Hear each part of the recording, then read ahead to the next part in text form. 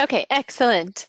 So good afternoon or good morning to all of those, depending on where you are calling in, and welcome to this technical webinar for cities on this year's One Planet City Challenge and how to do the reporting within the Carbon Climate Registry.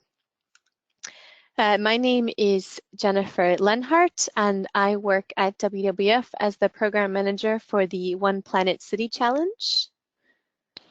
And my name is Carla Mariño, and I work at ICLAI World Secretariat with the cCR and also with the One Planet City Challenge coordination.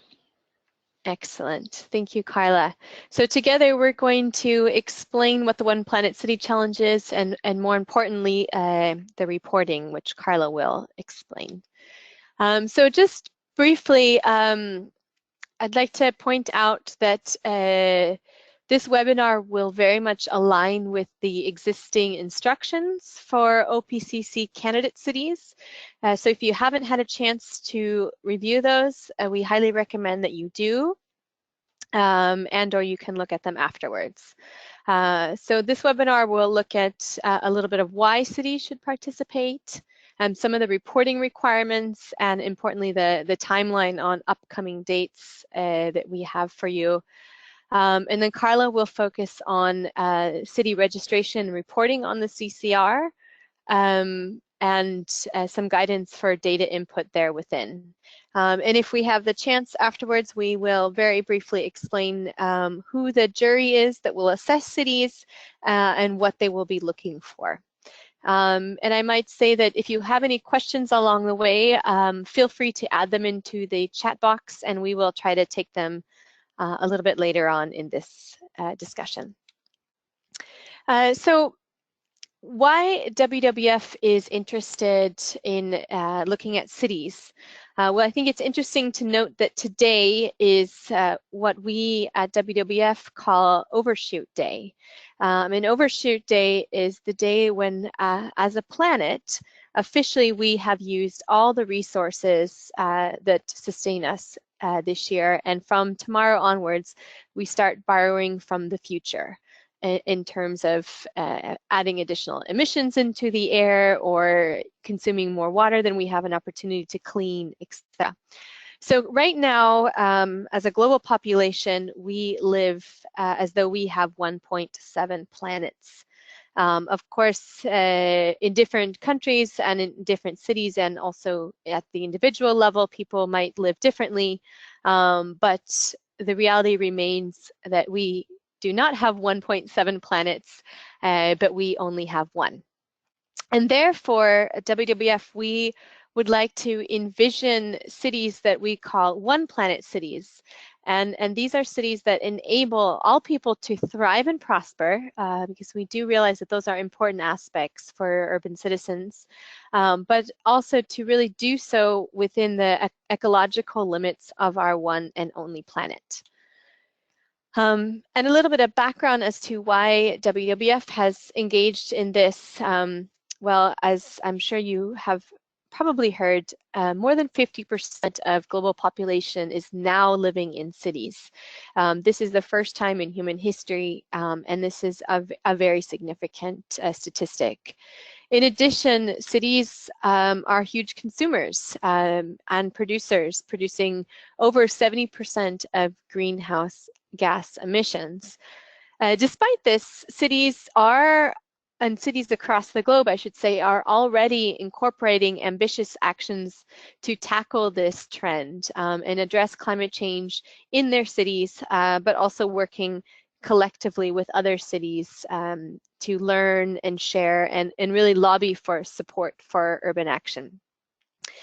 Cities are also very important places of investment, both in terms of resources that can be invested in infrastructure or other developments, but also resources that can potentially help to shift the curve of this more carbon-intensive development. And so WWF, in and of itself, sees itself as a bridge builder to help challenge cities to build on their existing climate change actions, and help to try to push those actions further. And we do this by working with citizens and also with local governments to support the ambitious climate actions that cities are taking, while also trying to strive that they take even more ambitious actions in the future. Of course, we are not doing this alone, but working with a variety of different organizations. Most importantly, in this process is ICLE. So I'll let Carla explain a little bit later on what the role ICLE plays here.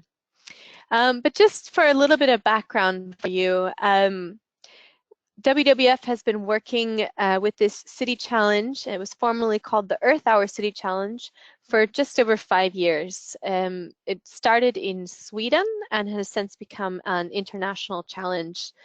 And this challenge is to challenge cities to really stick to that data reporting so that we can really understand how far cities have come on really filling that gap of climate action and ambition towards a one planet future.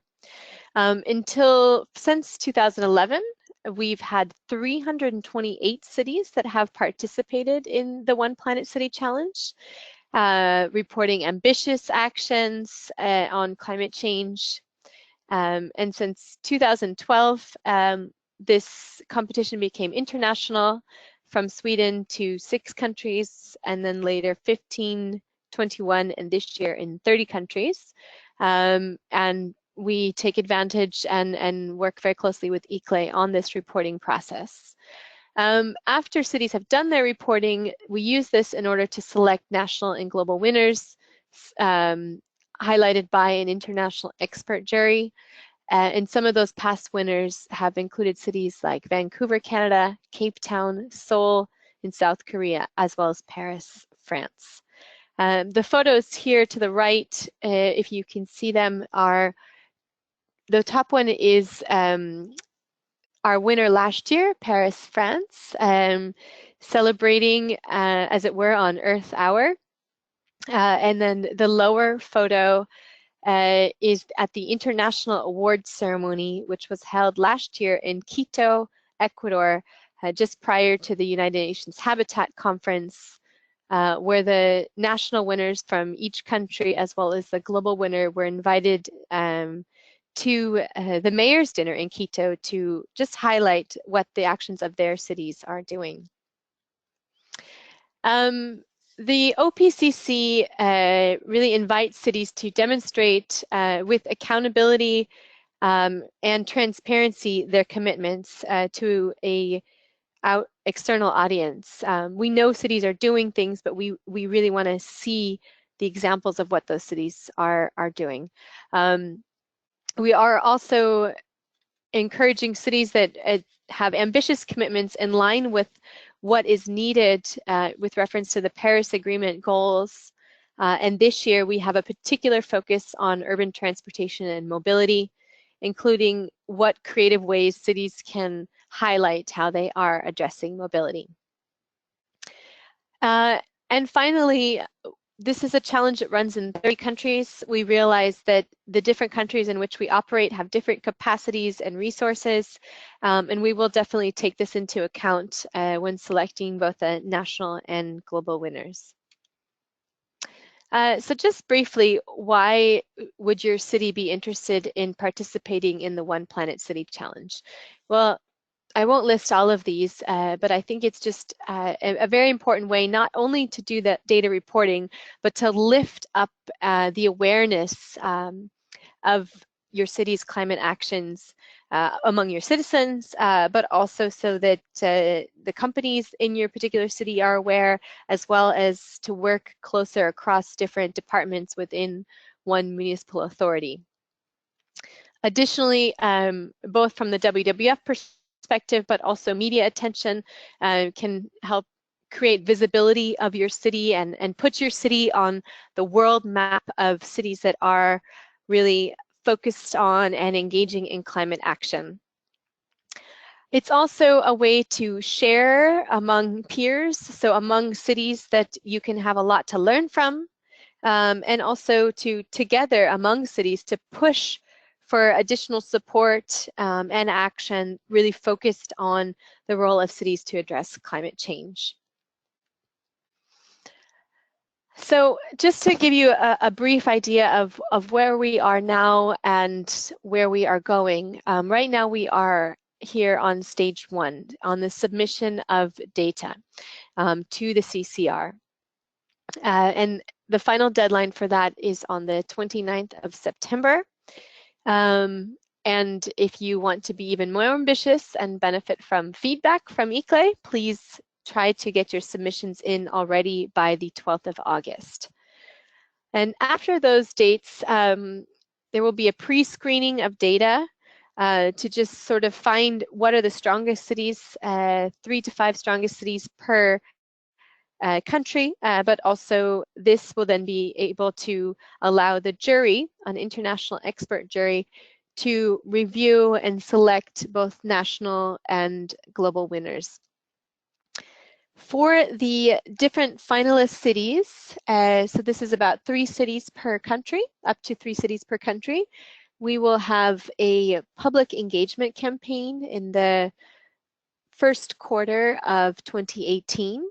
And this is a campaign run by WWF, but really depending on strong engagement in cities to get citizens to express what they love about their city, what they would like to improve about their city. It's an online campaign, but it is also something that increasingly cities are doing on the ground in the streets of their cities. And then finally, after we've run that public engagement campaign to select the most lovable city, we will also announce the winners, both at the national and global level in an award ceremony. So I just want to step to the bottom of this slide here and again focus on these 2 dates. The 12th of August is coming up very soon, but if you do get your reporting in before that time, ICLEI will offer feedback to cities that are able to get their information in and that might have questions. So this is a really great service to cities which it can help increase your potential for winning and all the notoriety that comes there within. So we strongly encourage cities to focus on that 12th of August deadline. But if you are not, the final deadline for the City Challenge is on the 29th of September. Very briefly, because Carla will go into much more detail on this, what we require in order to become a One Planet City Challenge candidate, in addition to your basic profile, is to have 3 of the 4 items. This can include targets and commitments, action plans, a greenhouse gas inventory, or actions, and preferably with a focus on mobility. You do not have to have all 4 of those. Of course, more information is usually better, can increase your chances as a city. But of course, if you do not have the time or data to do all of that, we do ask that you target 3 of the 4 of those items there. After doing so, your city will be recognized as an OPCC candidate and then enter into the running to become a finalist or a potential national or global winner. And in addition, this year we will also have a specific focus on mobility and potential additional nominations for a urban mobility champion at both the national and global scales as appropriate. Right now, we are running the City Challenge in 30 countries, and this is just to explain how this works. At WWF, we try to take a focus on having a global, local approach. So the countries that you see here, that is where the national WWF office has decided to join and coordinate the City Challenge work.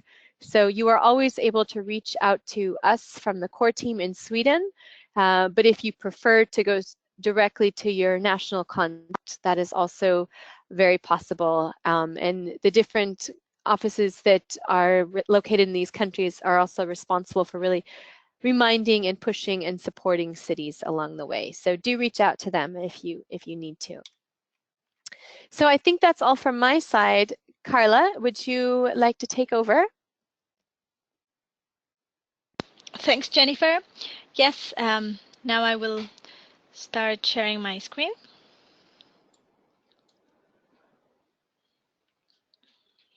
Okay, can you see my screen now? Yes, we can. Great. Thanks again, Jennifer, and thanks everybody for attending today. As Jennifer mentioned, I'm going to talk to you a little bit about the Carbon Climate Registry. So to begin with, just a bit of the history.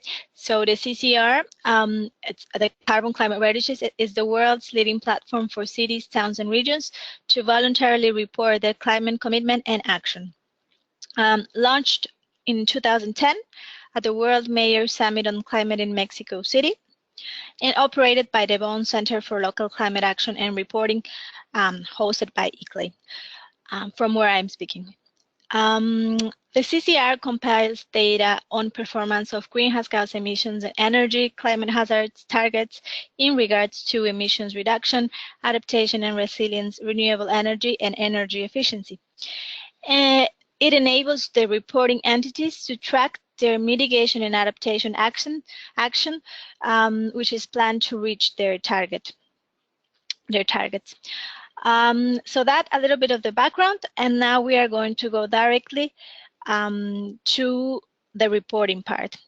So in order to become a candidate and One Planet City Challenge candidate, cities need to also start to report to the cCR. And I'm going to show you very quickly how this should be done. So we have relaunched a new website. There, cities need to go and create an account by clicking participate. They will need to provide some basic city information, basic contact point information, and agree to the terms and conditions and confirm. So this is the screen that they will be seeing. Then we will get an email, and after this we will activate their cCR account if there is no account already for that city. Once cities are reporting to the cCR, that means they have registered to the cCR, sorry, then they will have an account. This is how it's going to look, but with the picture of their mayor. From there, they will be able to see this screen and register for the One Planet City Challenge. So they have to accept the terms and conditions and then confirm. After this, we will again receive an email, and we will confirm the city's participation for the OPCC. The city can do this at any point, of course, before 29th of September. That means that they don't need to do this step in order to start reporting. No, if they encounter any problem, they can already report before doing this. But this is one step that they do need to take. So cities have already registered for the OPCC. Now they will need to report. So for that, there are the cities that have already reported to the cCR previously, and there are the new cities. So let's look at the first case. So those cities which previously reported to the cCR, they will have some data in our database. And that's where cities can go and download their previously reported data. That includes the GPC, simplified inventories, government greenhouse gas inventories, energy performance, and actions as well. So if they want to see this data and also update it, they can download it from here. Now to report something new, and for the cities that do not have any cCR account or did not have before creating it, then they need to go to this section of their cCR account. They will see this, and here they can download their pre-populated reporting forms, which are unique to each city. And so it can be used only for their own city because it contains the data that they previously reported to us. So here we have three main reporting sheets from which we encourage to use two of them, and I will explain you this. So we have the core sheet. You will see the structure of this sheet. later on in this presentation. We have the actions sheet, and we have the simplified inventory. The simplified inventory, it's a greenhouse gas inventory for the community level, which is not GPC compliant, but we encourage cities to use the GPC.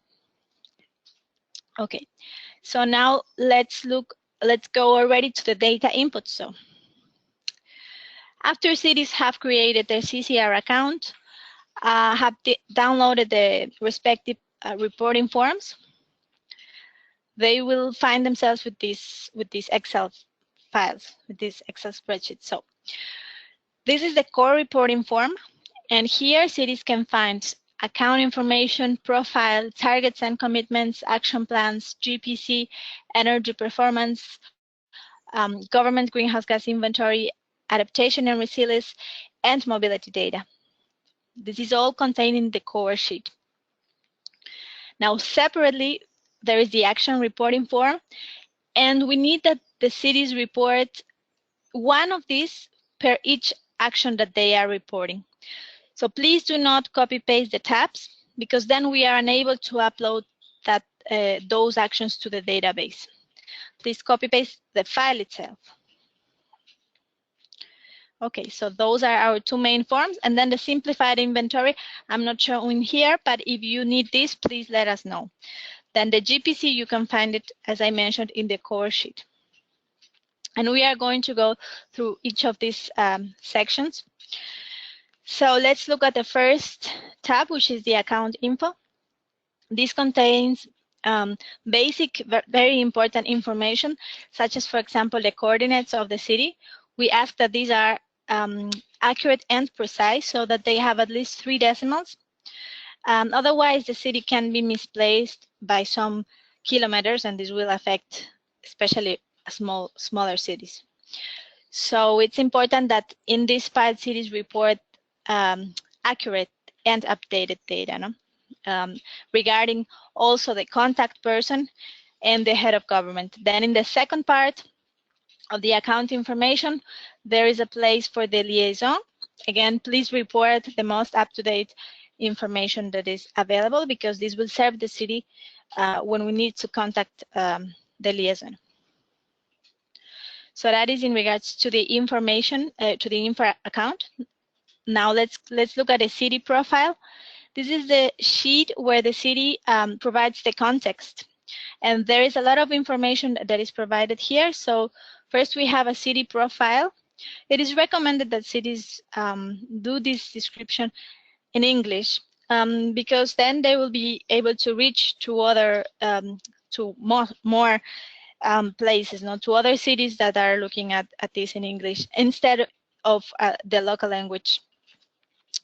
Then also please know that a lot of the information that sometimes cities put there can also be reported here below. You will see it. So please, in this part, report what is most relevant to describe your city, short and concise, but do not repeat what is already including, for example, population or area, or those things that are already asked below, and you will see. So let's look at the example of Umeå. Center of growth in northern Sweden, doubling its population over the last 50 years. One of Europe's fastest growing cities. One of 7 strategic long-term objectives states that Umeå's growth is reached with social, ecological, and economic sustainability, aiming towards the vision of 200,000 citizens in 2050. Relevant peer city for Europe, living in medium-sized cities, ready to use demos, examples, and initiatives of smart, sustainable, and inclusive growth. So there is only relevant information in regards to the city, and not repeated information, which will be shown below. Geopolitical information, that is area, population, GDP, geography type, population change, main economy sector, also annual government operational budget. Please, we ask here that cities report this the most consistently that is possible.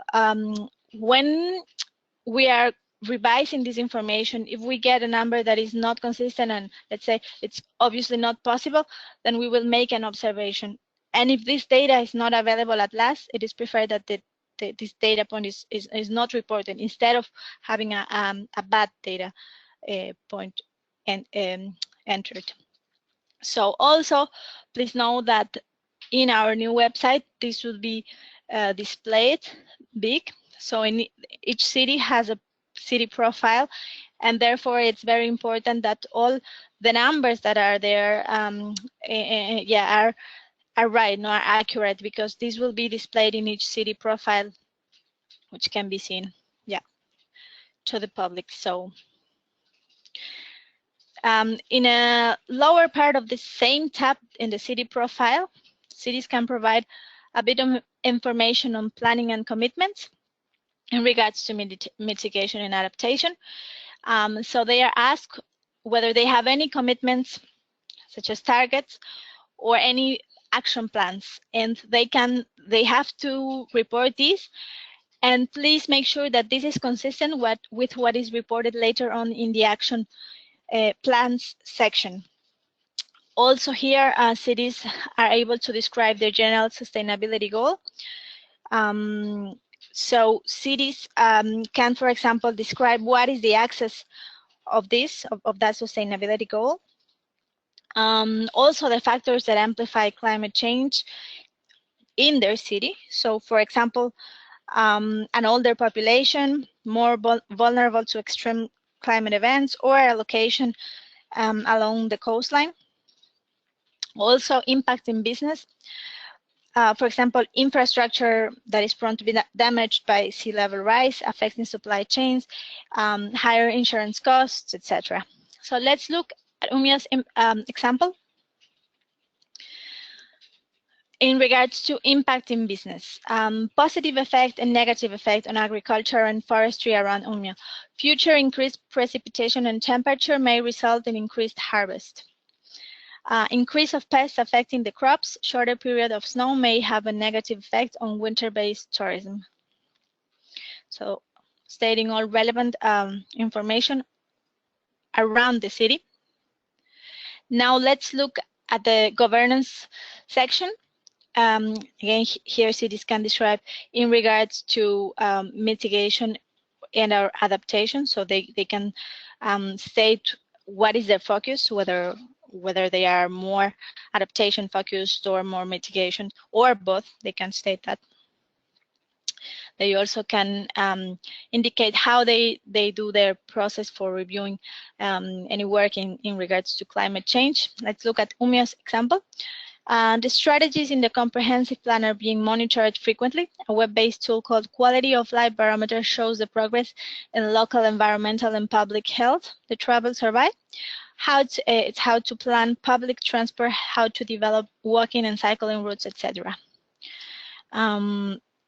Yes, then a place to report on the impact of national activities, whether these can be positive or negative. Positive, for example, through programs, through umbrella programs, or negative, such as constraints and barriers. Let's look at an example.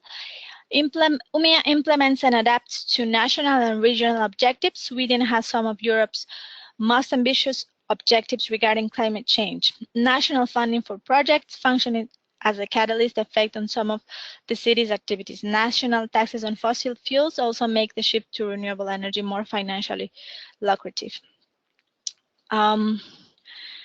Then cities can also describe whether the greenhouse gas emission reduction targets have been integrated to their master planning, to their overall planning. UMIA's comprehensive plan main focus is sustainability, a shift from carbon dependency towards sustainable transport. The majority of urban growth should be within a 5-kilometer radius and along the public transport system main lines. Pedestrians, bicyclists, and public transport passengers are prioritized. The comprehensive plan outlines the development of the city with an outlook to 2050. Yeah, so here there could be more explanation on how the targets are incorporated, for this, but already showing what is the focus of the city, like it's seen in this example. Then drivers for tackling climate change, such as, for example, impacts that are already happening, or economic opportunities. Let's look at the example. climate change can have a positive effect on agriculture and forestry around Uño, with future increased precipitation and temperature. Several initiatives regarding business models and innovative solutions on sustainable biofuels may have a chance to expand. Okay, so we've seen about city profile. Let's move to targets and commitments. There are several targets and commitments that can be reported to the cCR, and in different ways. And now I will show you this.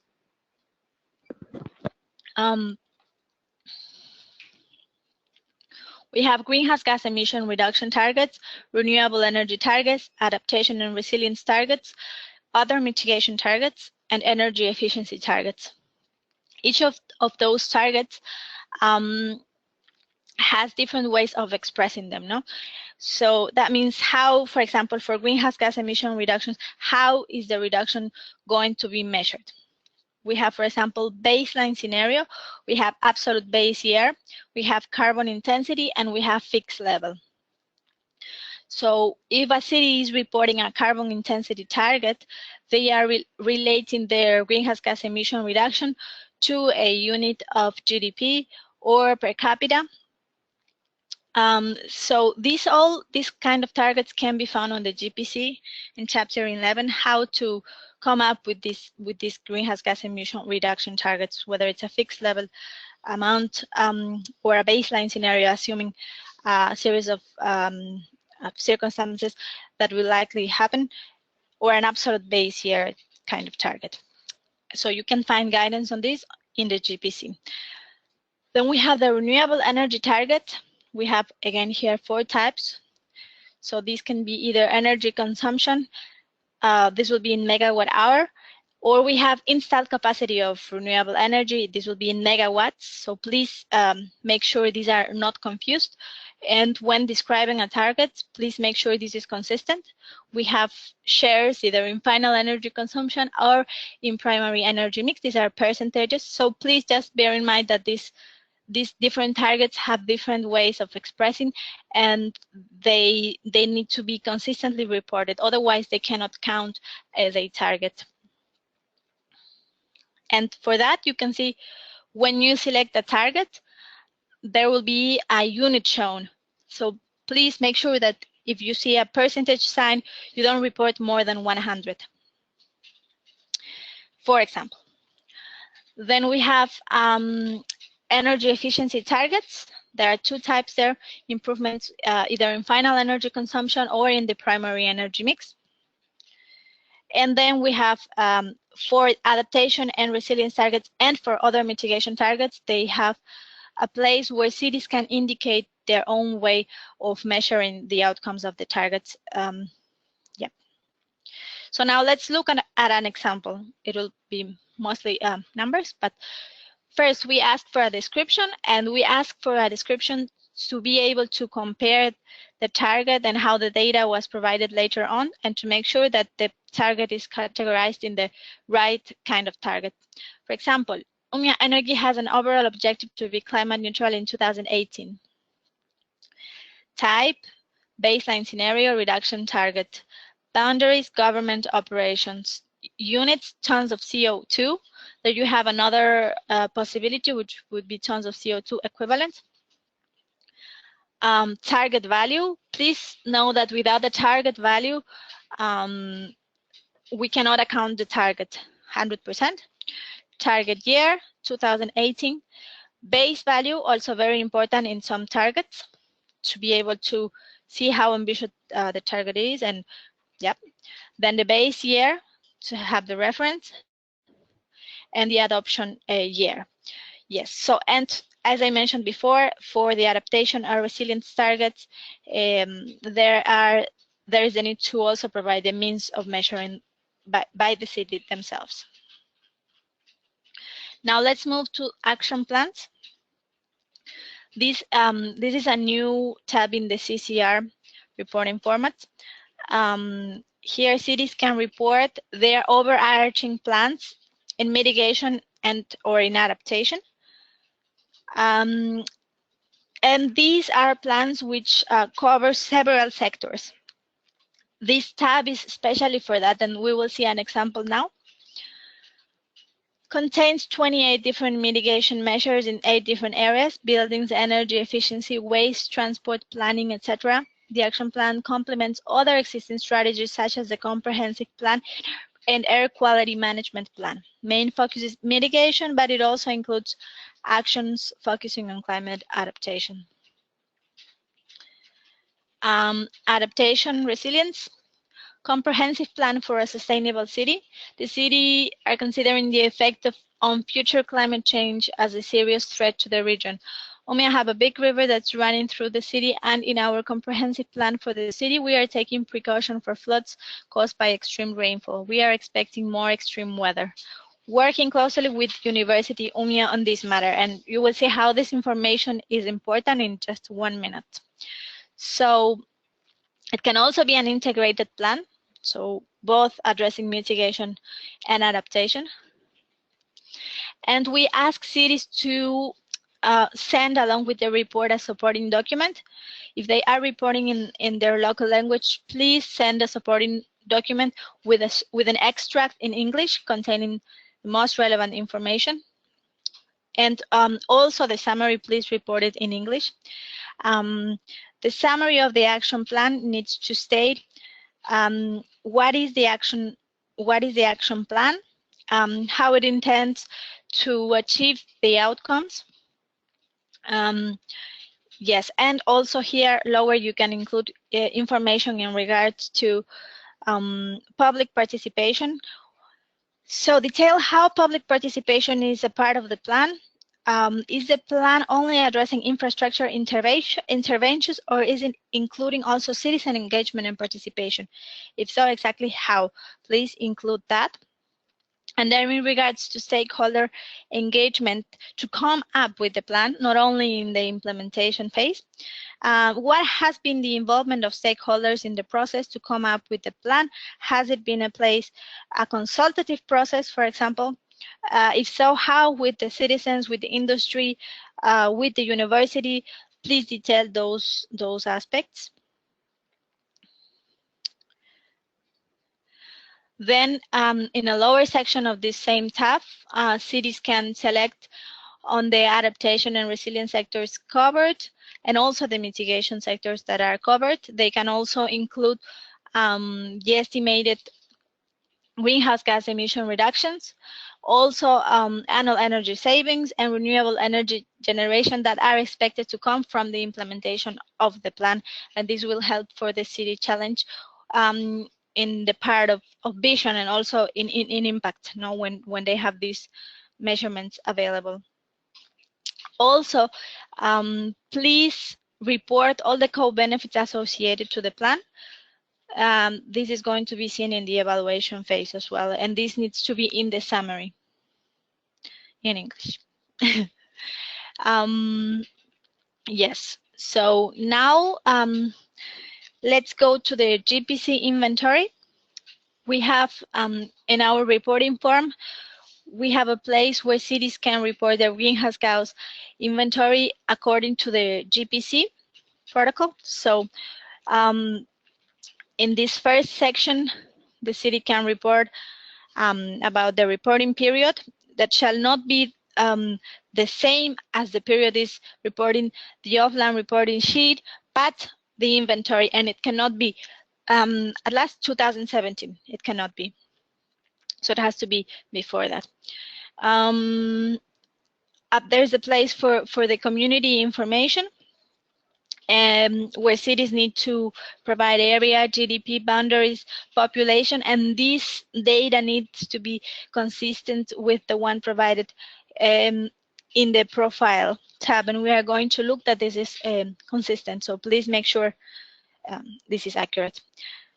Then in a lower section of the same tab, cities need to report a bit of information in regards to the inventory itself. So they need to provide the supporting documents, including the global warming potential, activity data that caused the emissions, and the emission factors with which the tons of emissions were calculated. Also, the tool or calculator that was used to generate the inventory. No? So, and finally, the verification if any was in place. Let's look already at the parts where cities report their emissions.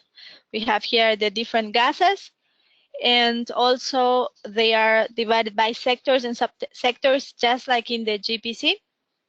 And the annotation keys are provided for explanation. So if something has not been estimated, something is not occurring, or it is included somewhere else, then cities can choose annotation key, and this will be, yeah, this is explained in that way. Also, the total of CO2 equivalents. So that is how this part looks. And also there is a place where cities can evaluate the data, the activity data, whether they had very specific data from their city or whether they use some data, some proxy data, or also in regards to the emission factors that were used and the methodology and exclusion. So please refer to the GPC for all these details and the requirements of the GPC. In the end, when after cities provide this data on emissions, there will be a summary, and we are going to be looking that at least the emissions from scope 1 are reported, so that we get a total. Otherwise, we cannot consider it an inventory. So yeah, the city just inputs the emissions there, no, as the protocol guidelines. But yeah, it doesn't have to calculate with our reporting form. It's a reporting form only. So yeah, that is in regards to the GPC. Now let's go to actions. Remember, this is a separate spreadsheet, and remember the one action that the city is reporting, one separate spreadsheet that they need to send us. So how this sheet is looking. First, we need to, of course, have a name for the action, and this name needs to be very descriptive at the same time short. So please, please have this in English by all means. And then there is the summary, where cities need to describe what is it that the action is doing, what the problem of the city is the action addressing, and how it plans to address it. No. And then there is a chance to provide a lot of information on the action. And so, for example, the type of action, whether this is an infrastructure action or whether this is a sectoral action plan. So any action plan that is not overarching will have to be reported under actions. And the action plan will limit to overarching plans for mitigation or adaptation or both only, but not, for example, a mobility and transport plan, a biodiversity plan that needs to be reported under actions. Then the boundaries and the scope, so whether this is a community or a government action and whether the impacts are going across boundaries or not. And then the impact year and the status, this information needs to be consistent one with another. So if, for example, the city is stating that the action is already operational, then the impact year needs to be consistent with that. And the supporting document, again, here, we ask that for the challenge, the city report an extract of the supporting document in English, as well as the summary needs to be in English. Yes, so also some information on multi-level governance in regards to lower or higher level of governments, whether the action is binding for lower levels of governments or whether it's a set of higher level of government. Also some information on financial information, what is the total budget of the action, what is the cost for the local government, and here we are going to be checking, for example, that if the city says that the total cost of the action is paid by the local government, then this is consistent with the primary source of funds and with the financial status of the action that you can see there. So please put that, yeah, the most accurate information that it's that is possible to get, and also some information on job creation, how many jobs are expected to be created with the implementation of the action. Of course, cities need to also indicate which sectors where they are implemented, so whether in mitigation, so cities need to choose that according to the type that they selected, the type of climatic focus, and then the area of impact more specifically. Also, for mitigation actions, cities need to include what is the primary method of mitigation and estimates for emissions reduction, yes, in time and annual as well. So this will make the report stronger for the evaluation phase, as these will add to the impact element and also to the vision having these calculations done. And at last, please report the co-benefits that are expected from the implementation of the action. And this can be simply ticked, but please do this according to the action type and all the other information that was previously reported. Okay, so now let's look at some examples again from UMIO. Green parking purchase, a model for smart mobility solutions in urban development. Voluntary basis for reduced parking standards for employee parking. Less car use and increased number of pedestrians, cyclists, and users of public transport. It gives the real estate owner the possibility to provide properties with an environmental focus while making savings with fewer parking purchases. The city, on the other hand, will benefit from better conditions to generate growth of a sustainable and high-density and reduce car dependency among employees. Let's look at another, car and bicycle sharing for employees. A car sharing unit, some of the cars are driven by biofuel, and all of the cars are energy efficient. It's mainly for the municipality employees, but it's also open for the public. The employees can also use the bicycle sharing. So you see that all these relevant information are stated in the summary, but then please make sure that the same information is reported afterwards in each data point so that we can compare, and also we can compare with the supporting documents. Action plan for better air quality. Better air quality with actions focusing on transport and mobility management. 4 subject areas: actions in street infrastructure, actions focusing on the emitting source, governance and influence on traffic behavior, planning and land use, revised with a wide representation of stakeholders and organizations in the region.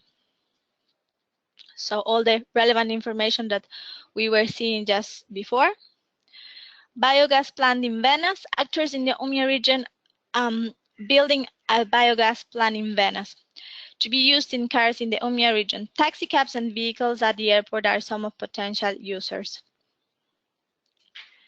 100% renewable electricity. UMIA Energy, the municipality-owned utility company, offers 100% renewable electricity. 2.3 terawatt-hour year producing are generated. About 80% of UMIA residents buy electricity there, the remainder from other energy companies on the market. Pedal for Metal. And this is an awareness activity directed at the UMIA's region workplaces by competition in the workplace.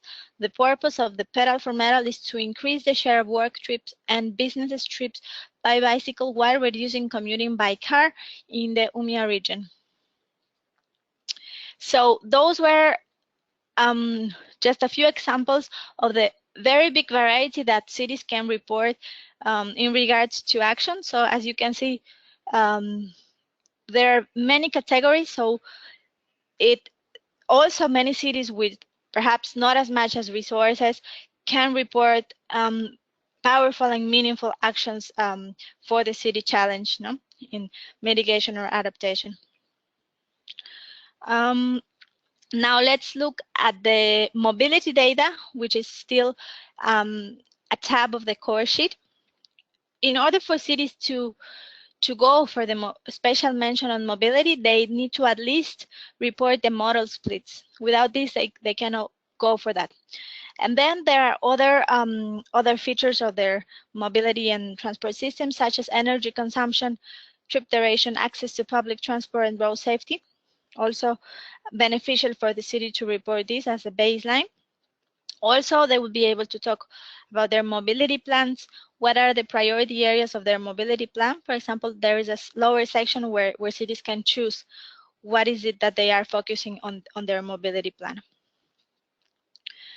And that is all from my side. I see that we have a question, and we will answer this question as soon as we are finished. I thank you very much and give the floor back to Jennifer. Excellent.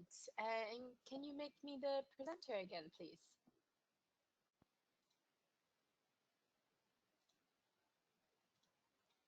Did that work? Or do I have to accept something? Yes. Okay. I think questions are generally more interesting, so I will go very briefly through this.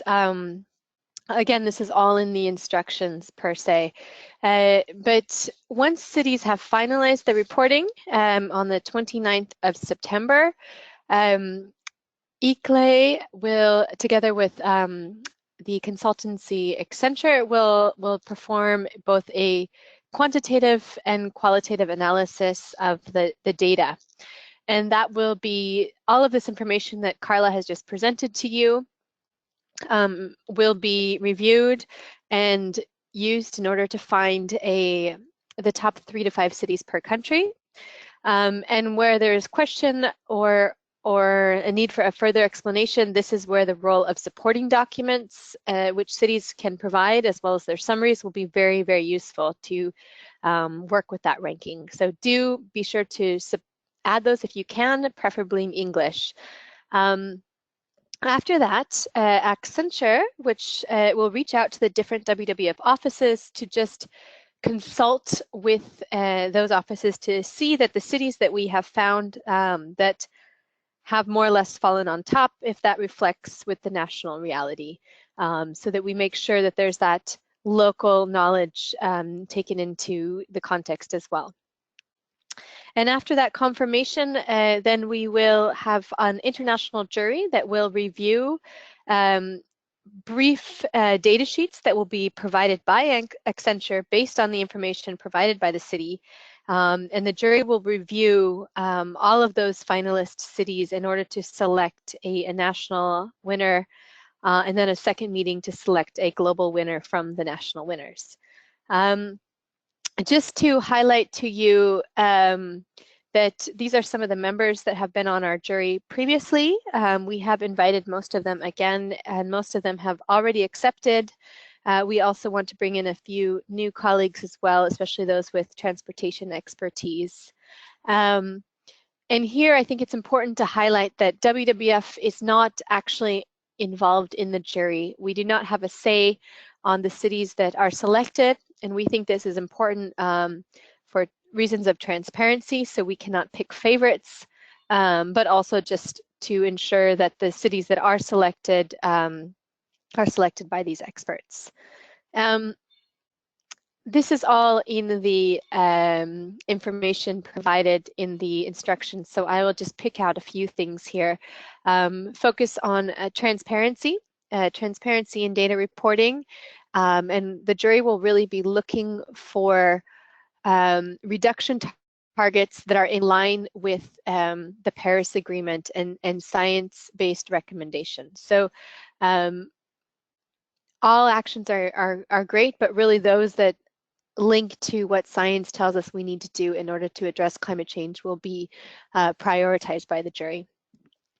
They will also be looking for integration. Carla mentioned many different actions, but also how they link together in broader action plans, especially if they are able to develop co-benefits within the city, as well as how the different actions can potentially engage public support or even implementation.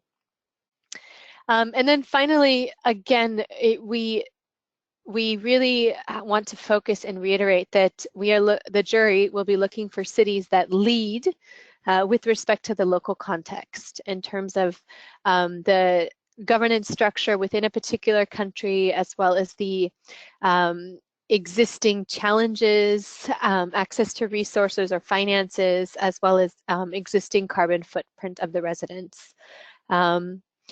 So just to highlight that again, that the jury will also take that into consideration. So yeah, that is all from my side. If we have a few minutes, we can stick around for those of you who might have questions. I think, Carla, if you explained last time that they need to add it to the chat, is that correct? Yes, Jennifer, a question has already been asked. Okay, So fantastic. yeah, I will read this question and answer it. I assume there is a guide manual to assist us in filling up the cCR. Yes, there is a reading guide available, and we can send you this for your convenience. That is the answer to that. Excellent. I don't Very know if good. you have any more questions. I don't see any more hand raising or questions. Okay, well then I think we are done for the day. Again, reach out to us if you have additional questions afterwards, either from the core team side in Sweden or in Bonn at ICLE, and or with your local or national contact as appropriate. Thanks, Jennifer, and thanks, everyone. Yes, Have a good... and thank you, Carla. Thank you. Ciao. Okay, bye-bye. Bye.